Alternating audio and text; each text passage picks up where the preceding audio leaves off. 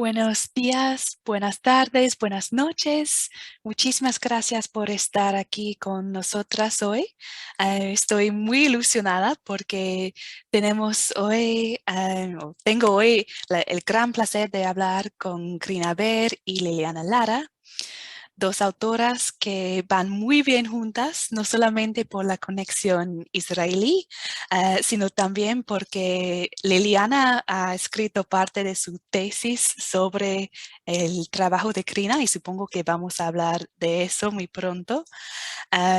Y también porque sus cuentos compartan muchos intereses, sobre todo un énfasis en lo doméstico, en la familia y en la memoria y la nostalgia. Entonces vamos a hablar de todo eso hoy. Vamos a empezar con Krina Ver. Krina Ver es escritora y arquitecta. Creció en Israel, estudió en Suiza y se casó en Portugal antes de radicarse en 1975 en Venezuela. Es ganadora de los concursos de cuento del Diario Nacional, del Ateneo de Calabozo y de Sacben. Sus relatos están reunidos en Cuentos con agujeros, Para no perder el hilo y La hora perdida. Nube de polvo obtuvo el premio de la crítica de la novela del año 2015 y su segunda novela, Ficciones asesinas, ganó en 2020 el concurso transgenérico de la Fundación para la Cultura Urbana. Está hoy en Caracas y va a presentar su cuento de cuchillos y tenedores. Muchísimas gracias, Krina, por estar aquí con nosotros. Sí, aquí estoy. Ok. ¿Podemos empezar con un fragmento de tu cuento? Está bien. Bueno, voy a comenzar. El cuento se llama De cuchillos y tenedores. Un día, uno de esos días cuando el peso del disimulo se me hacía insoportable, estuve a punto de contarle todo a Sergio. Era una tarde lluviosa y nos encontrábamos solos tomando café en el mesón de la cocina. Quiero decirte por qué estoy yendo al psicólogo cada semana, anuncié sin ambajes. Él seguía chupando su cigarrillo como si no me oyese. Solo cuando repetí mi petición me lanzó la mirada harto conocida de su niñez, insegura, sabia y vulnerable. Mirada de quien trata de excavar su guarida en el mundo a cierta distancia de las realidades incómodas. O sea, hay una razón específica, tal vez. Por favor, no me la cuentes. Perpleja. Todos ellos querían saber, estaba segura de eso. Me espiaban, intercambiaban miradas elocuentes de preocupación por mi salud mental, me seguían con sus ojos llenos de interrogaciones que el abochornado respeto de mi privacidad las impedía verbalizar. La reacción de mi primogénito me llenó de asombro. Yo no soy la persona indicada. Es más, mamá, no quiero saberlo. ¿Por qué? Bueno, ponlo así. Sé que tú no eres solamente mi mamá. Eres un ser humano con líos existenciales y eres Elena y mujer y una persona complejísima. Pero para mí con mamá me basta y sobra. Es algo que no necesito ampliar. En otras palabras, esa presencia indispensable e invisible con la que he crecido. Por favor, mamá. El lío existencial que Sergio no había querido conocer perdió su vigencia, pero no la verdad que, aunque desde siempre sabía, se me hizo palpable aquella tarde.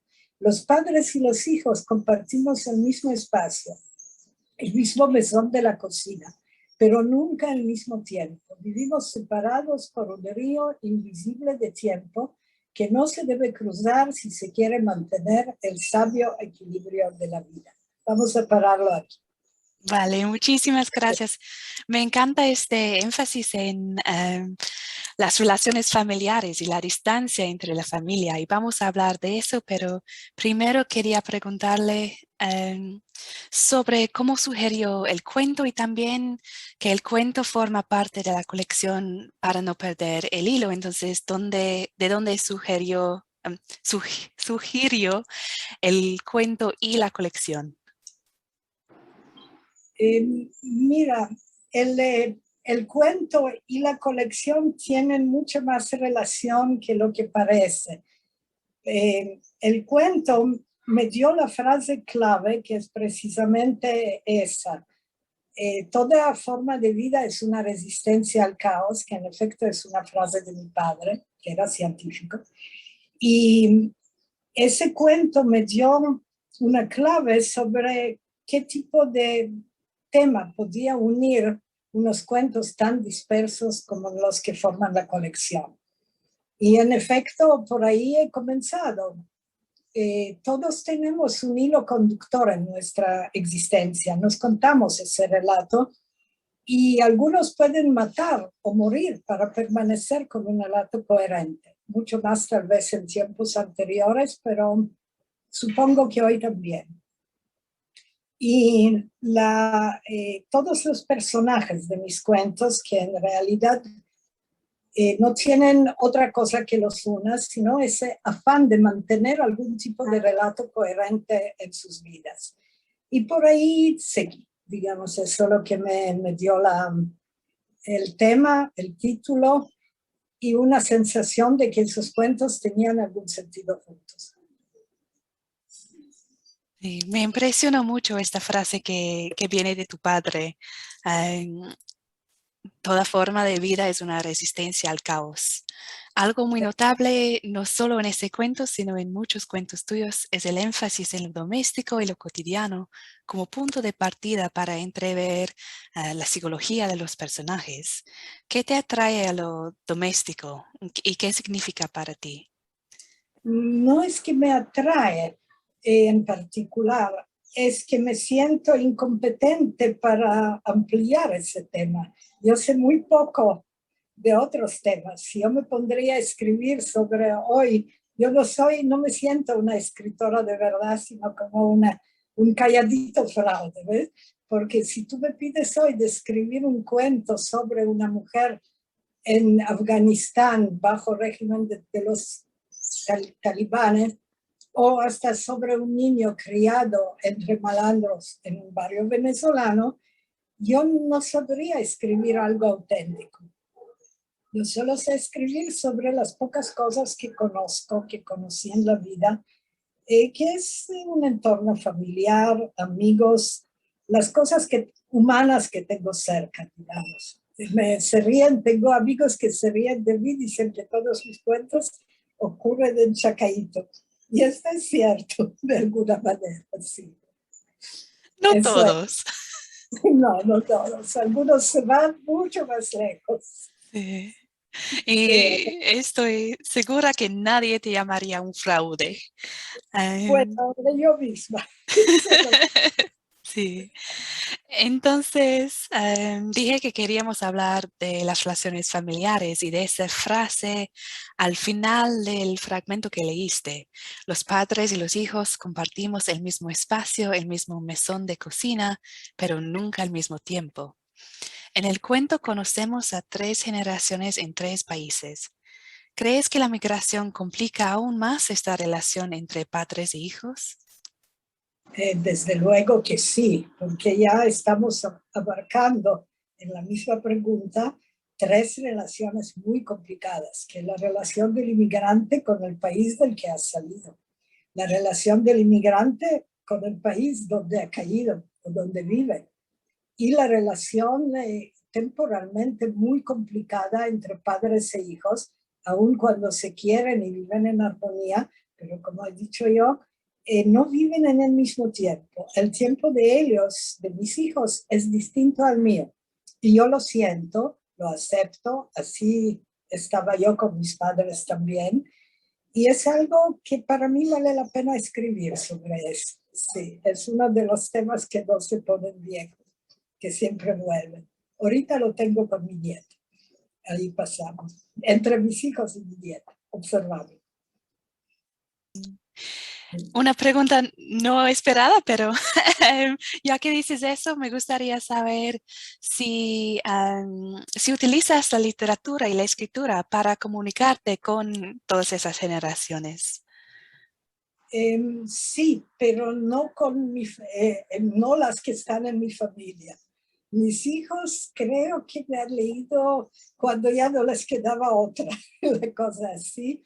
Siempre hay como, supongo que hay como una vergüenza, una pena de leer lo que escribe la mamá. De pronto va a tener una escena sexual o cualquier otra cosa así.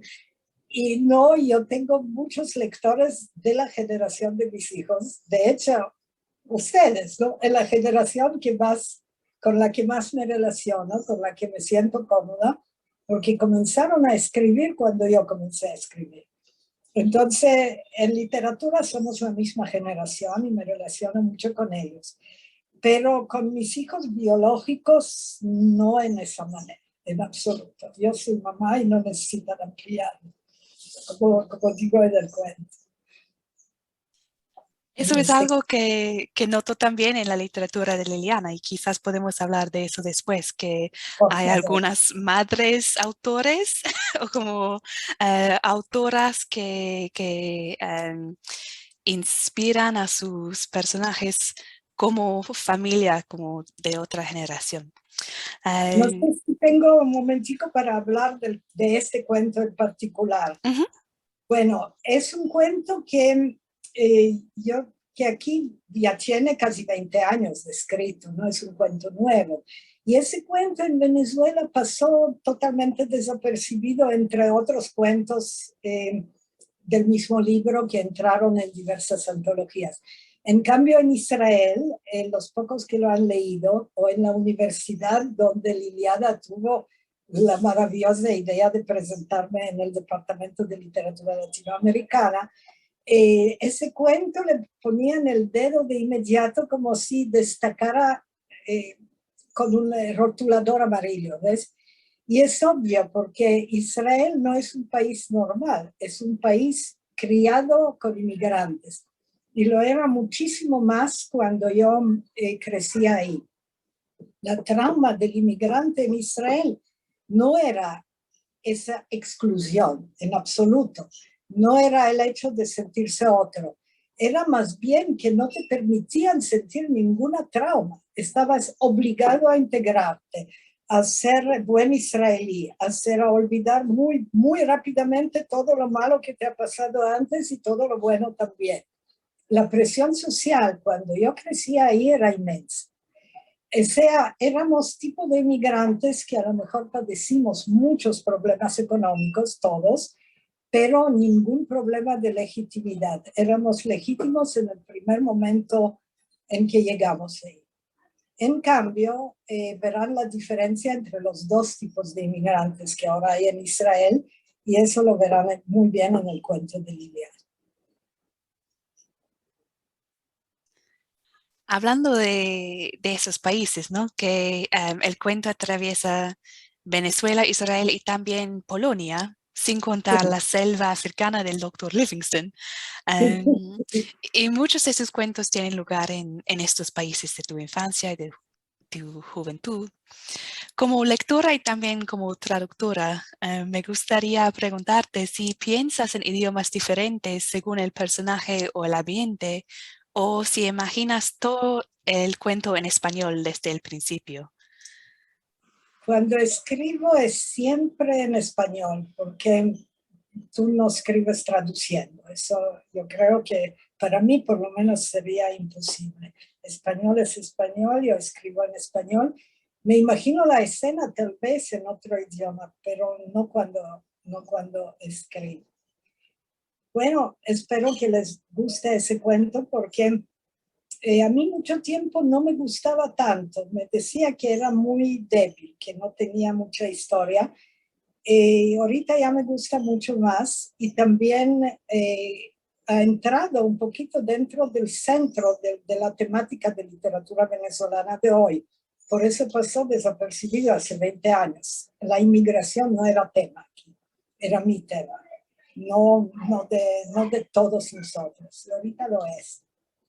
Y lo otro es que yo creo que es mi único cuento que no es explícito, perdón, que, que, no, que no habla de lo que se supone que debería hablar.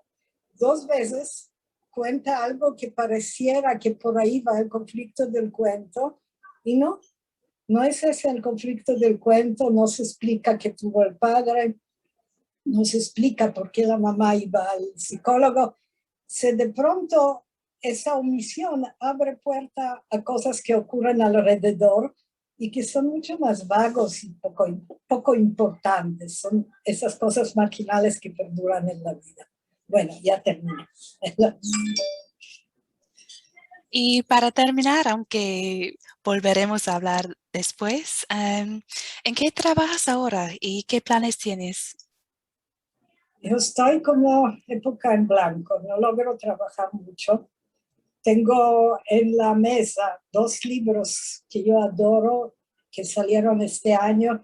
Llévame esta noche, de Miguel Gómez, y Los Inmateriales, de Oscar Marcano, que son libros que admiro y adoro y que me han dado mucho placer. Y no logro reseñarlos, que es lo que me propuse. Y por otro lado, tengo esa novela que nunca me ha animado a tratar de publicarla seriamente, y trato de recortarla, no sé muy bien por qué y tampoco logro hacerlo. Entonces, esa es la época, no pasa mucho en mí. Pues muchas gracias, Karina. Pasamos ahora a Liliana. Ya todos ustedes conocen a Liliana por ser una de las editores de ese libro, pero además de eso es narradora. Sus cuentos y artículos han aparecido en diversas publicaciones periódicas y en antologías. Es autora de los libros de cuentos Los Jardines de Salomón, que ganó el premio de la narrativa bienal literaria José Antonio Ramos Sucre en 2007 y Trampa Jaula, y también la novela La música de los barcos y el libro de autoficción Abecedario del Estío. Actualmente vive en Israel y su cuento en la antología se llama Casas Vivas. Liliana, muchísimas gracias por estar al otro lado de la entrevista esta vez. Es terrible, les advierto que es mejor estar preguntando que respondiendo, creo yo. Una alegría estar aquí, en verdad, en este otro papel. Entonces ya sabes cómo funciona. Nos gustaría escuchar un fragmento del cuento. Sí, voy a leer los 2 primeros párrafos de mi cuento que se llama Casas Vivas, y comienza así. Se habían citado en un café muy concurrido de la calle Kaplan, a unas cuadras de la casa. Ella llegó temprano y pidió un americano. No había tenido tiempo de comer nada antes de salir. Se encontrarían allí porque él no quería ni siquiera acercarse a las inmediaciones de aquella casa en la que había vivido durante mucho tiempo. Al parecer, sentía que todavía estaba muy reciente la muerte de su mujer, a pesar de que habían ocurrido unos 5 años, habían ocurrido unos 5 años antes, según se lo había contado Ola cuando le había explicado los detalles del trabajo. Llegó al café en un vaso de cartón y al mismo tiempo llegó él, un hombre mayor, delgado y muy recto, camisa extremadamente planchada y zapatos impecables. Parecía un actor de una película muy vieja. La reconoció inmediatamente, movió su bigote delgado al hablar. Ella lo entendió a medias, pero asintió y le lanzó una mirada comprensiva porque supuso que le ofrecía una excusa por llegar demasiado temprano o por no citarla directamente en la casa. Luego miró su café. Se preguntaba si realmente tendría tiempo de tomarlo allí como hubiera querido o si tendría que salir corriendo hasta la casa con el vaso de cartón en una mano e iniciar de una vez su trabajo. Como si le hubiera leído en la mente, el viejo le dijo que se tomara el café tranquila. Hablaron poco. Él sabía que ella apenas entendía el idioma y que todo lo que tenía que hacer y saber ya se lo habían explicado antes en la agencia. El viejo le dio unas llaves sin llavero, un papel con un número de teléfono y un croquis de cómo llegar a la casa desde el café en que se encontraban que él mismo había dibujado con lujo de detalles, pero sin palabras, solo números, flechas, símbolos. Una vez entregado todo esto, se fue apresuradamente. El trabajo de ella no consistía en desmantelar la casa, sino en conservarla tal como estaba, como si todos sus habitantes siguieran viviendo allí, pero en especial como si aquella esposa estuviera presente. El viudo quería que todo permaneciera intacto, y así se lo había dicho a Ola. Más tarde, Ola se lo había contado a ella. Entonces se trataba de venir un día sí y otro no, para barrer un poco, quitar el polvo y abrir las ventanas. También había que limpiar closets y gabinetes de vez en cuando, descongelar la nevera si era necesario, lavar los baños 2 veces al mes para que no quedara la marca de agua estancada en la porcelana, prender y apagar las luces y sobre todo regar las matas. Ola hubiese querido quedarse con ese trabajo, pero a última hora le había salido su tan añorada reválida de título y había encontrado un puesto de ayudante de maestra. Tienes suerte, le había dicho antes de irse. Nada como limpiar una casa muerta. Ola era rusa y siempre iba al grano. Muchas gracias. Es un cuento profundamente conmovedor. ¿De dónde salió y piensas ponerlo en alguna colección? Sí, bueno, la verdad salió de 2 imágenes diferentes. Yo creo que por eso hay dos casas, 2 historias. La primera imagen fue la de una casa así intacta aquí en Israel, en una de esas guerras que hubo, no sé si saben, yo vivo cerca de la frontera con Gaza, en un kibutz, y en una de esas guerras, la antepenúltima, todas las guerras tienen un nombre, yo evito recordar los nombres, tal vez como mecanismo de defensa, pero lo cierto es que mis hijos estaban pequeños y una amiga me dijo, vámonos a la casa de mi suegro con los niños para que no estén cerca de todo este desastre, que la casa está sola y está intacta, porque desde que murió mi suegra hace unos 5 años, mi suegro la mantiene como si ella estuviese viva.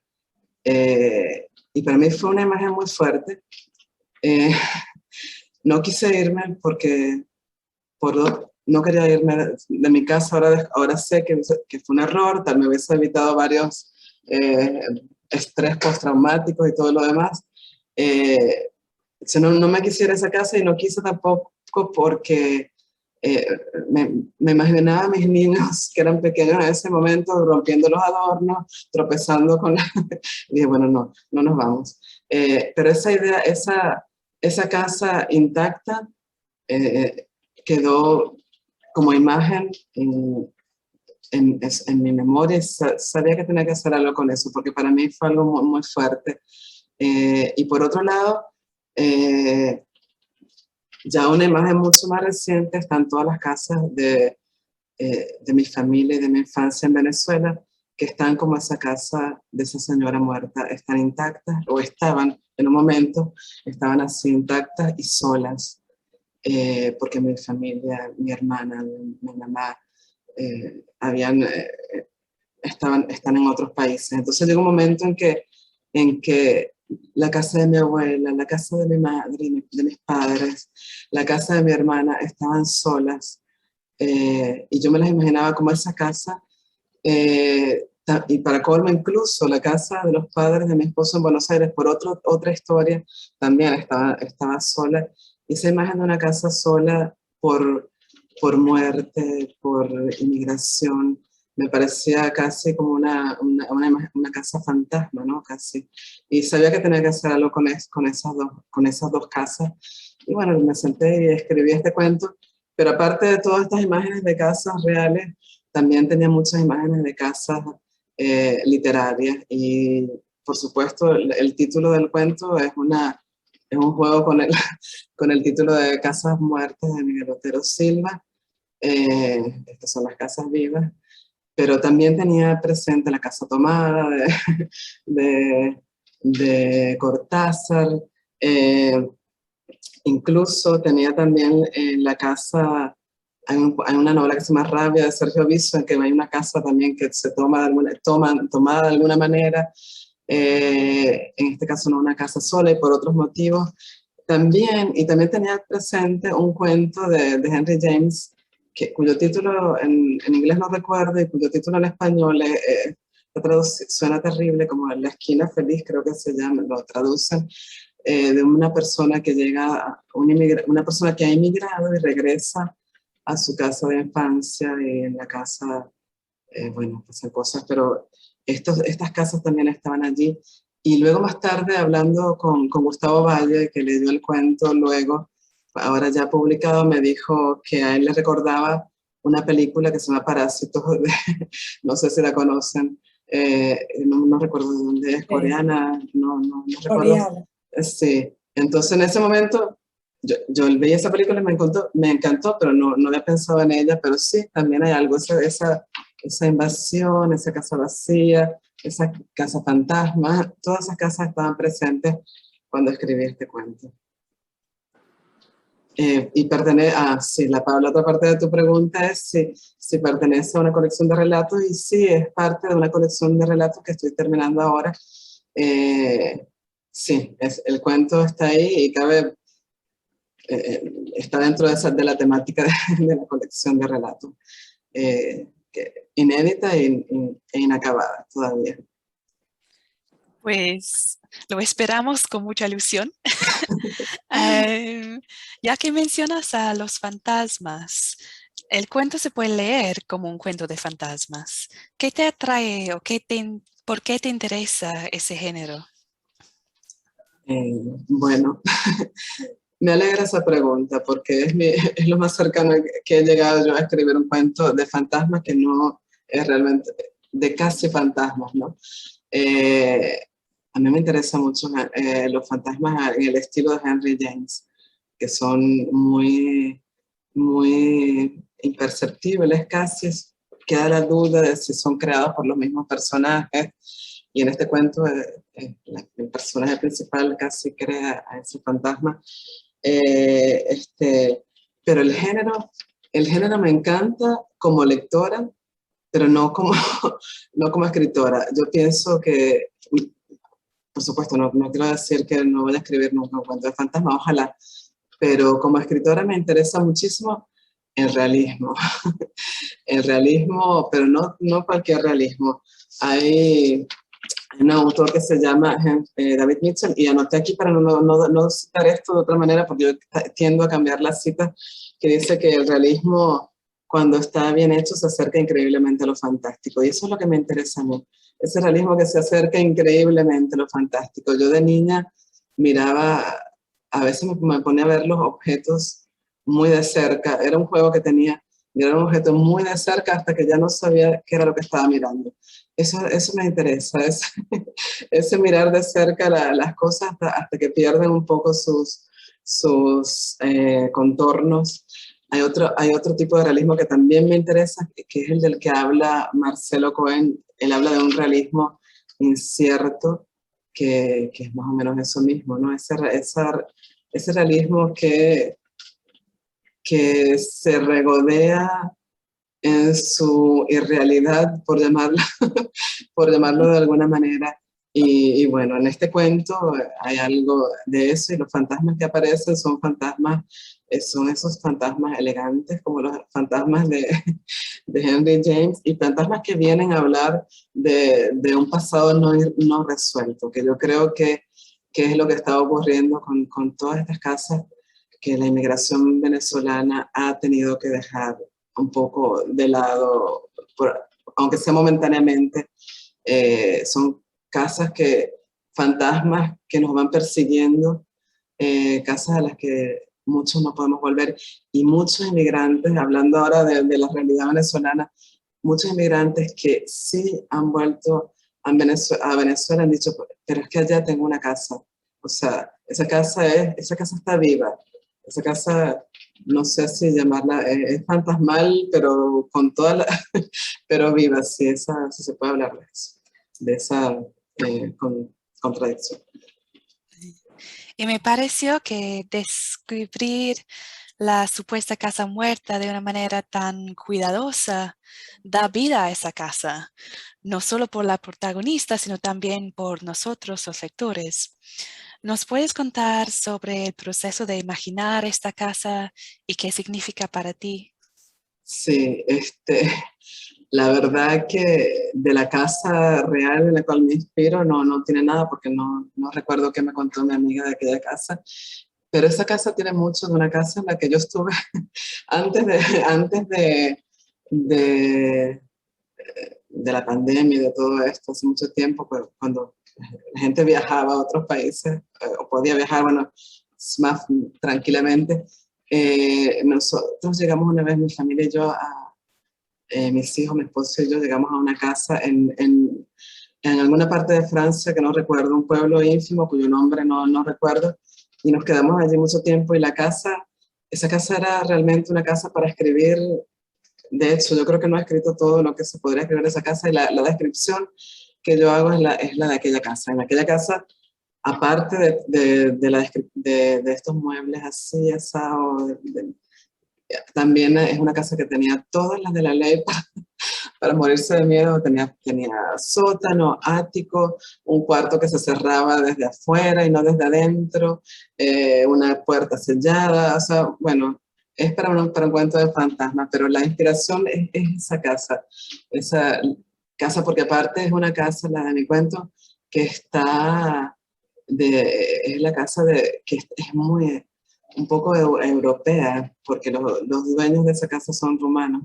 Entonces sentía que tenía que describir más esa casa que una casa totalmente, típicamente israelí. Y bueno, creo que el tema de la casa es un tema que no está cerrado para mí con ese relato. Eh, yo creo que voy a seguir escribiendo sobre eso, por ejemplo, de la casa de mi abuela. Yo creo que algún día escribiré una novela porque es una casa que aparece en todos mis sueños, aunque parece que mi subconsciente me dice, bueno, no soñar con la casa de la infancia todavía porque es muy duro, porque es una casa a la que no puedo volver. Mejor soñar con la casa de la abuela, que no importa, a la que no se pueda volver. Pero bueno, yo creo que esa casa va a seguir allí. Y lo otro que preguntabas es, bueno, este detalle, los objetos, a mí me gusta mucho narrar a través de los objetos. O sea, creo que si en el cuento aparece una lámpara no sé, un paraguas de tal forma, ese paraguas está hablando muchísimo del personaje, de lo que pasó antes, de lo que pasó después.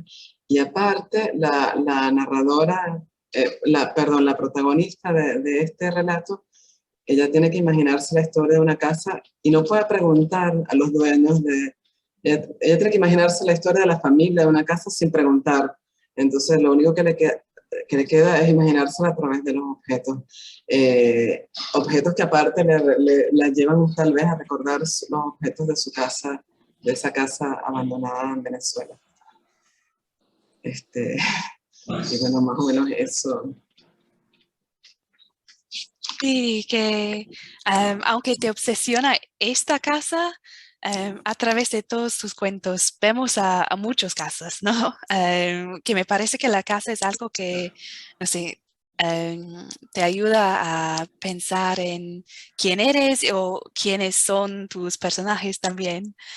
Em, pero ya que mencionas que esos dueños de la casa son rumanos, quería preguntarte sobre la presencia de los migrantes, que es un tema recurrente en nuestra antología.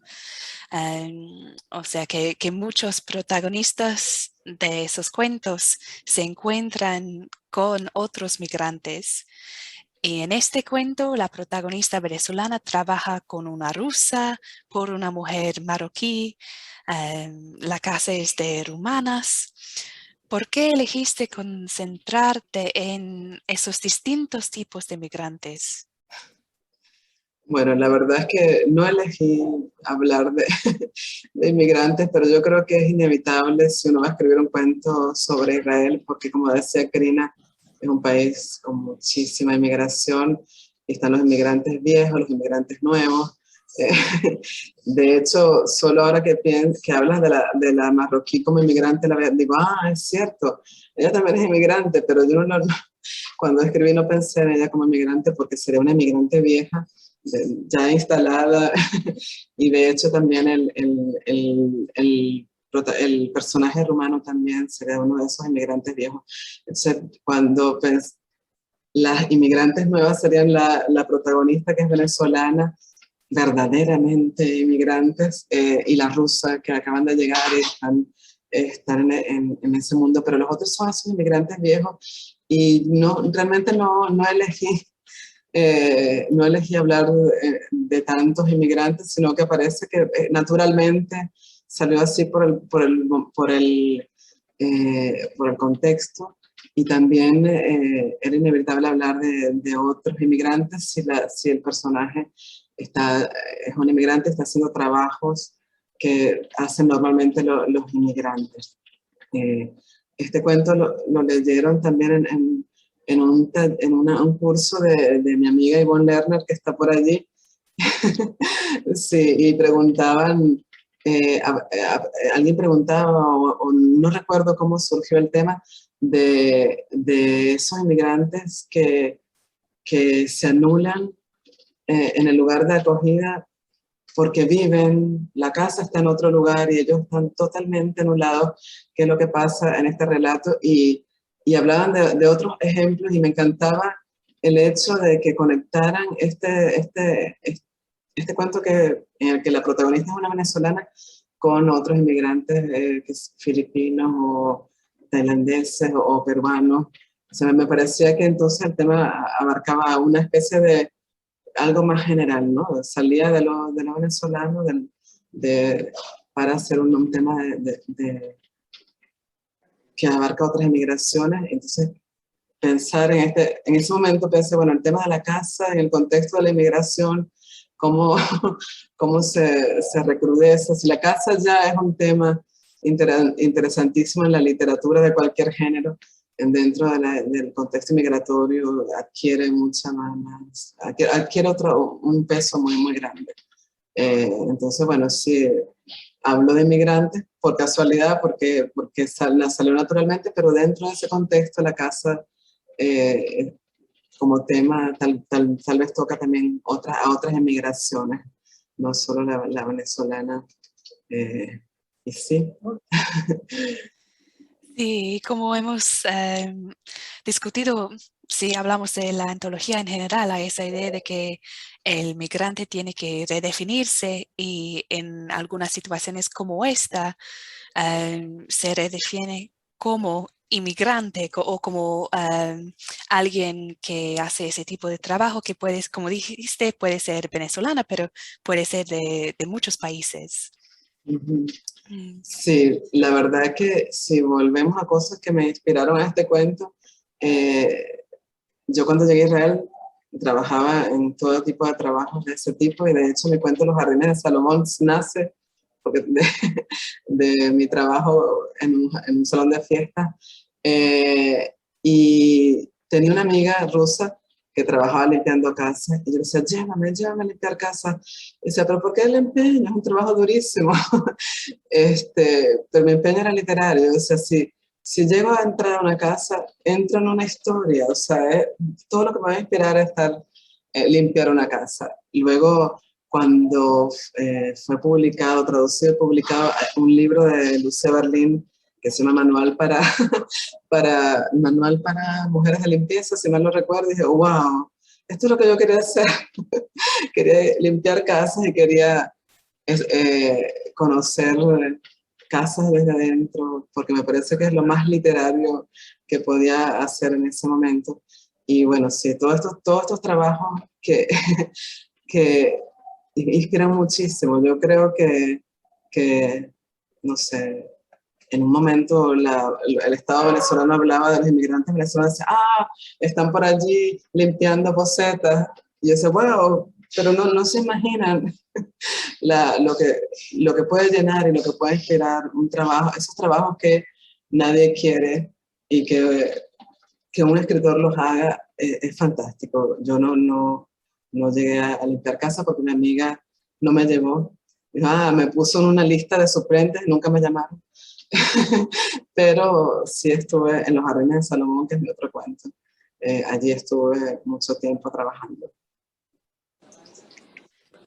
Entonces, Bueno, si hablamos de tus planes y tus proyectos ahora, es este libro ineditado que mencionaste. sí, ese es el plan más cercano, es terminar ese libro. No le falta mucho, pero por un asunto cabalístico, de que no, tiene que haber números impares. Tengo que terminar otro cuento porque no quiero que haya números pares. De hecho, y les cuento que cuando compilamos esta antología, en algún momento Raquel dijo, ¡ay, no tenemos 30 cuentos, sino 31! Y ¡ay, qué maravilla! Un número impar, que además, al revés da 13, que es un número de buena suerte para mí.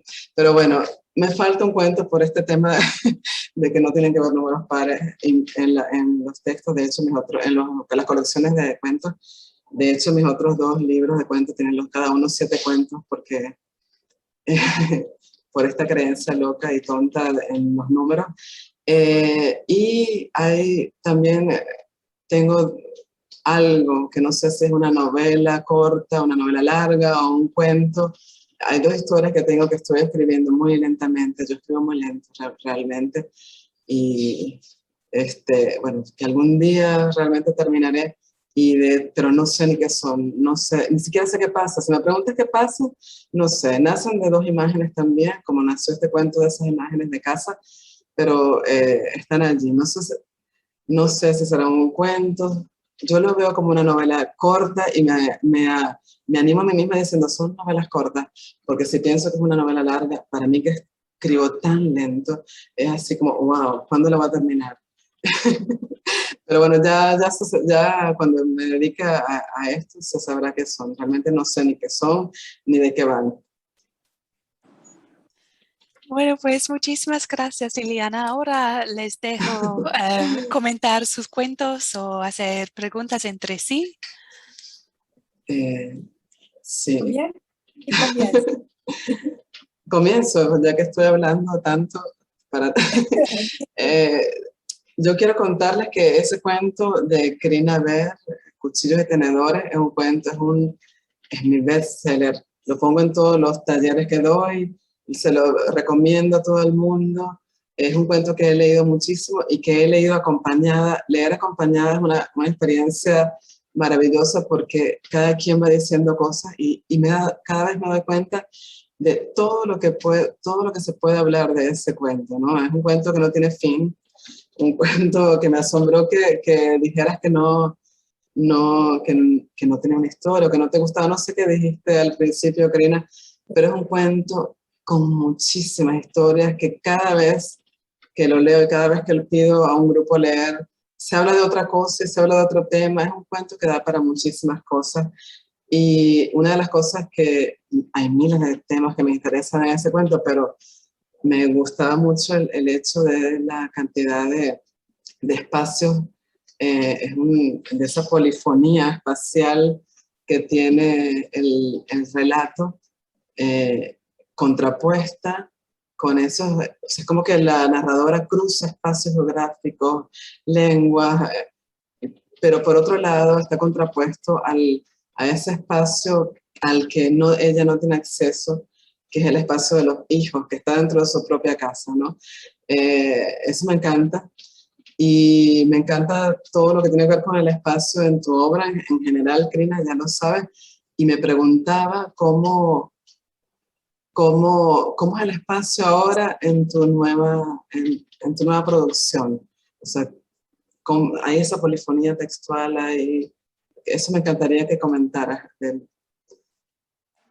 Mira, primero, mil gracias, de verdad, tú me has proporcionado mis cosas en Israel y eso para mí no tiene precio, de verdad. Segundo, es cierto lo que dijiste ahora, porque yo mismo me doy cuenta que el de Cuchillos y Tenedores, que me parecía un cuento un poquito pobre, ilustra lo que se dice del cuento, de que es una historia que cuenta otra historia, o muchas otras historias. En este caso es casi una historia que apenas se cuenta. Pero básicamente yo ahorita no te puedo hablar del espacio en mis cuentos, pero todo lo que he escrito se me ha concentrado cerca de mí, tal como mi vida se ha concentrado cerca de mí y con la pandemia todavía peor.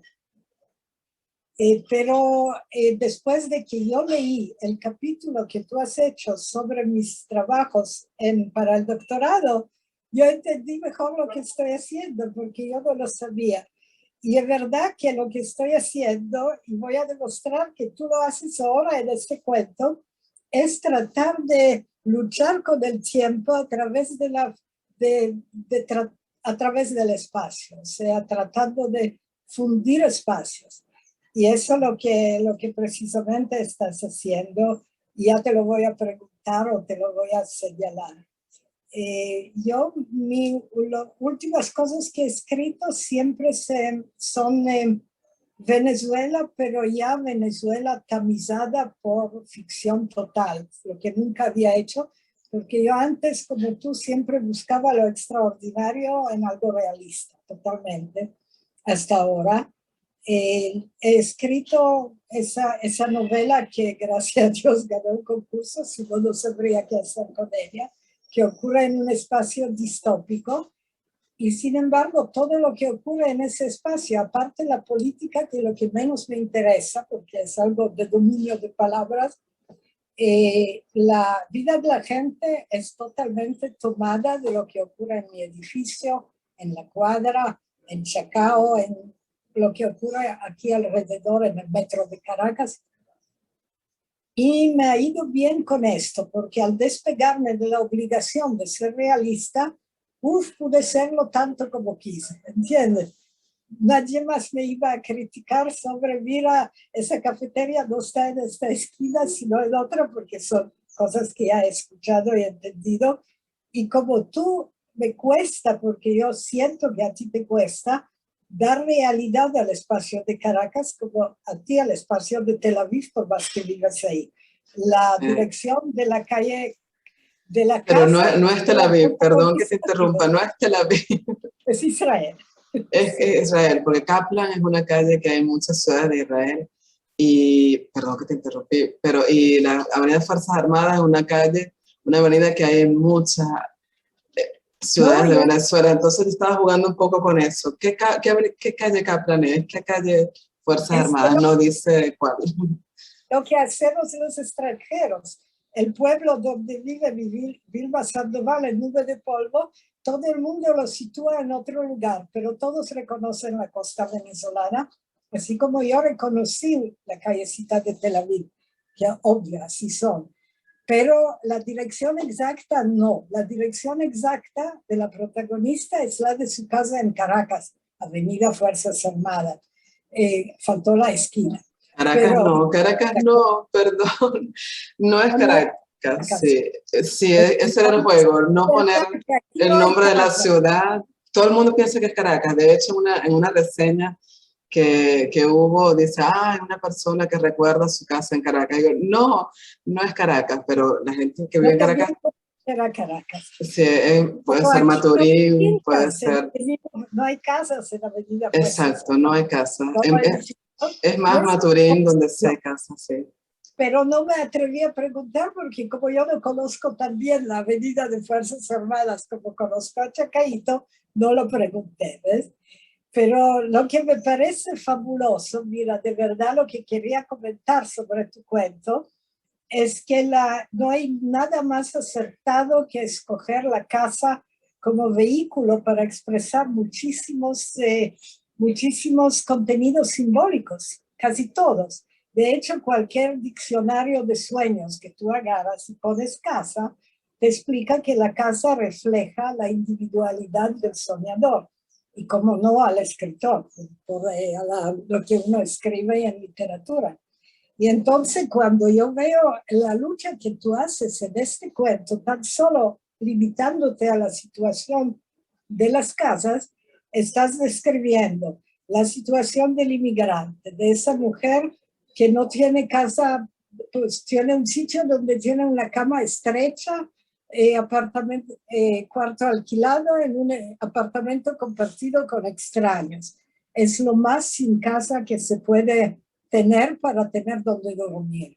Y ella encuentra y se mimetiza con la casa que está limpiando, tal vez precisamente porque tiene relación con ella directamente, no pasa a través de los dueños, y se mimetiza con esta casa, y a través de esta casa estamos conociendo la situación de su propia casa, que está saqueada ahí en esa avenida Fuerzas Armadas, que perdón que la situé en Caracas, mientras ella trata primero en sus pobres intentos de saquear un poquito la casa donde trabaja, después entiende que más bien debe mantenerla, porque tal como ese viudo que vive como si fuera en otro país, nunca viene para allá, como ese viudo trata de mantener viva esta casa, es mantener tu pasado. Y eso mismo, de pronto ella lo entiende y gana todo el dinero que gana, lo está gastando en una agencia imposible internacional para que se ocupe de su casa en Venezuela. Además, a través del tema de la casa y en pocas palabras, pocas frases, conocemos la situación venezolana a través del coro de hermanos, cada uno ocupado en luchar para sobrevivir en el lugar del mundo donde cayó, ¿no? Eso es una manera muy, muy buena de condensar muchísimos significados simbólicos y reales también. La casa es el vehículo perfecto.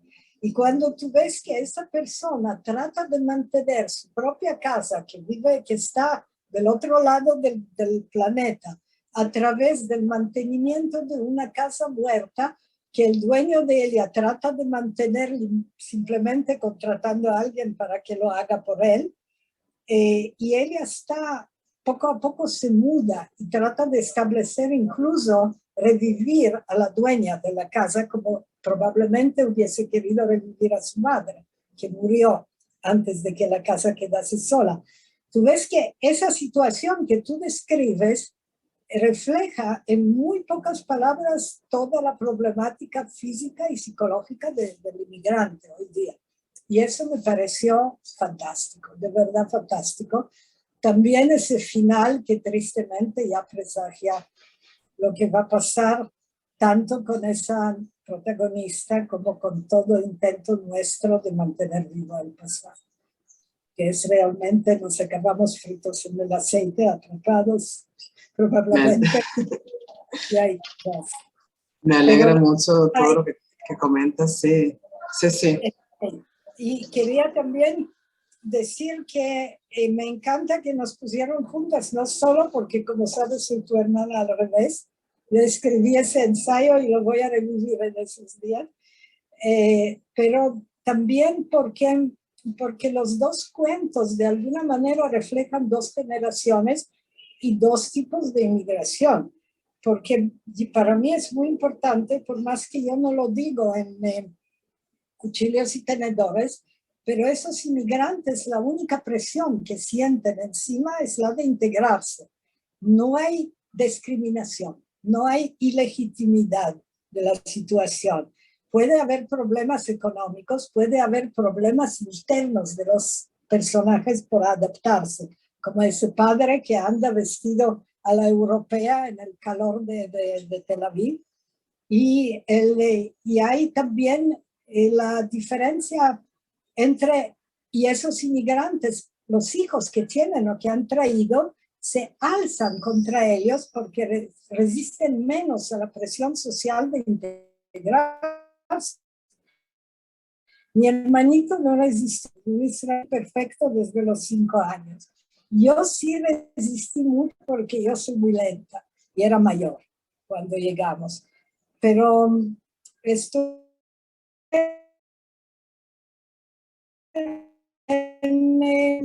y antes de aquellos inmigrantes sentían presión social para no serlo. Eso era el trauma. En cambio, los inmigrantes de hoy son como en cualquier otro país. A nadie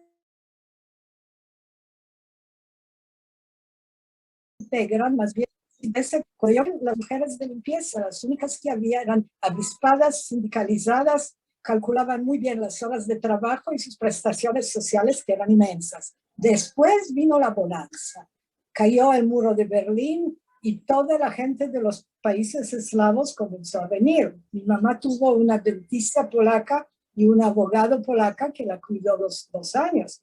Y con eso se compraron una casa en Polonia, cada una de ellas. Pero a esta hora también venían filipinas y suramericanas de cualquier país que no tenía la fortuna de ser Venezuela. Y hoy supongo que hay muchos venezolanas, supongo. Tal vez no tantas como en otro país, pero debe haber. Y la cosa es que a esos inmigrantes a nadie le interesa presionar que se integren, ayudarles, más bien les interesa que sigan limpiando. Eso es lo que crea la diferencia y me pareció importante mencionar. Sí, por eso yo hablaba de inmigrantes viejos y inmigrantes nuevos que se encuentran en mi cuento, y a los inmigrantes viejos no los tomaban como yo en cuenta como inmigrantes, incluso cuando escribí, porque no son inmigrantes, es otra cosa. Lo que pasó en Israel es muy, muy particular. Entonces son parte de, se integraron. Entonces este señor, aunque diga que es rumano y la señora que es marroquí, son israelíes en el fondo. Sí. A mí me da risa porque yo... Pero porque yo era polaca y tenía que esconderlo. No podía, pues siempre tuve un acento horrible en cualquier idioma. Y no podía.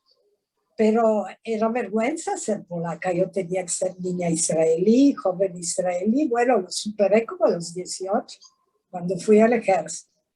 Pero realmente no es que yo me sentía inmigrante. El pequeño trauma era que yo no era tan israelí como tenía que ser.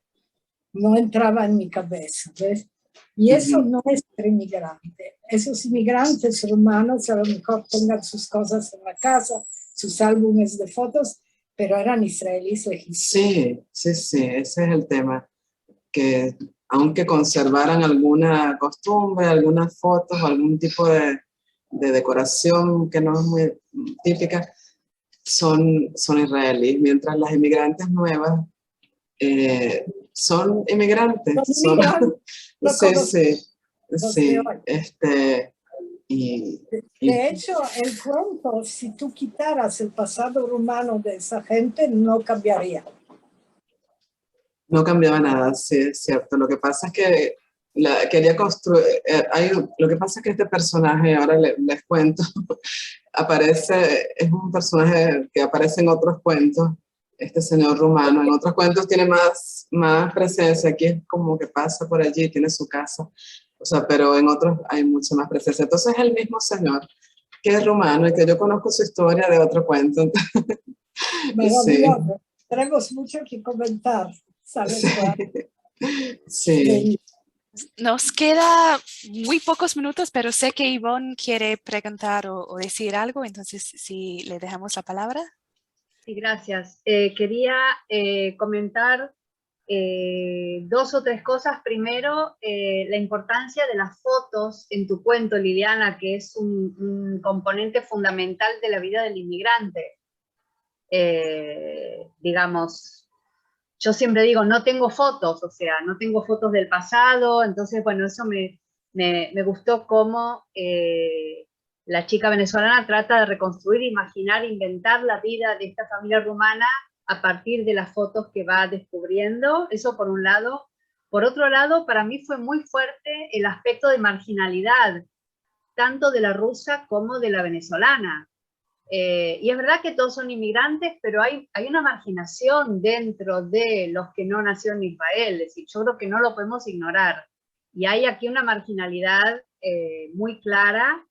Y estaba pensando también cuando hablaban, creo que no sé si Crina o vos hablabas de trabajos que nadie quiere hacer, pero cuánto se aprende. Estaba pensando en la novela de Elvira Lindo, no sé si la conocen, Una palabra tuya, que trata sobre 2 mujeres que trabajan en el camión de la basura durante toda la noche, que es una novela espectacular. ¿Y quién va a escribir sobre la persona que trabaja en la basura, o con la basura, no? Pero bueno, quería comentar solamente eso, la importancia de la fotografía y la marginalización de estas dos chicas. Para mí fue muy fuerte. Ah, sí, tengo que buscar esa novela, no la conozco, pero me interesa particularmente lo que cuenta. Y sí, las fotos son la manera que tiene la protagonista de construir la historia de esa casa a la que ha llegado, de la que no puede preguntar nada, tiene que suponer todo lo demás. Pero eso de las fotos también es todo un tema en el contexto inmigratorio. Yo recuerdo mi hermana que está viviendo en otro país, me dice, mándame todas las fotos que tengas en digital. Claro. Sí, entonces está, luego hay unas, pero yo no recuerdo su nombre, hay una fotógrafa venezolana que está haciendo unas fotos de los lugares sin las personas, con las personas, o está rehaciendo fotografías de las familiares, como retomándolas, no sé, refotografiándolas. Yo creo que es un tema muy, muy fuerte, el tema de la fotografía, y que da para mucho más. En mi cuento apenas son unas fotos, pero que la persona, el dueño de casa, ha conservado y ha cuidado precisamente porque le recuerdan esa parte de su pasado, a pesar de que él esté integrado a Israel en ese momento. ¿Alguien más tiene una pregunta?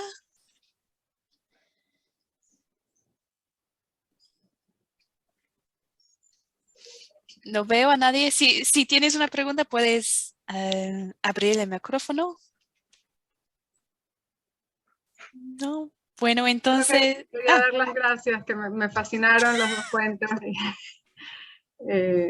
Me conmueve mucho el tema de la casa, me obsesiona, sueño con casas todo el tiempo, tal cual como hablaron. Me recuerda también, además de todas las referencias que mencionaron, a La poética del espacio de Bachelard, que es un libro para mí importantísimo, que me ha marcado mucho. Les doy las gracias. Sí, muchísimas gracias a las dos y a todos por estar aquí con nosotros.